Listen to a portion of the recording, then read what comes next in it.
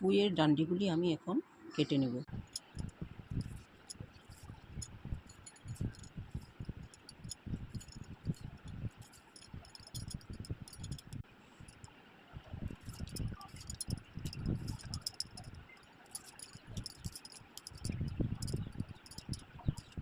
ডান্ডিগুলি আমি ছুলে নিয়েছি, এখন কেটে নেব। ডান্ডি আলুগুলি কাটা হয়ে গেছে, এখন বানিয়ে নেব। কড়াই গরম হয়ে গেছে, তেল দিয়ে দেব। তেল গরম হয়ে গেছে, পাঁচফোড়ন দিয়ে দেব। শুকনো জিরা, হলদি, মরিচ দিয়ে দেব। আলু ভাজি হয়ে গেছে, ডান্ডি দিয়ে দেব।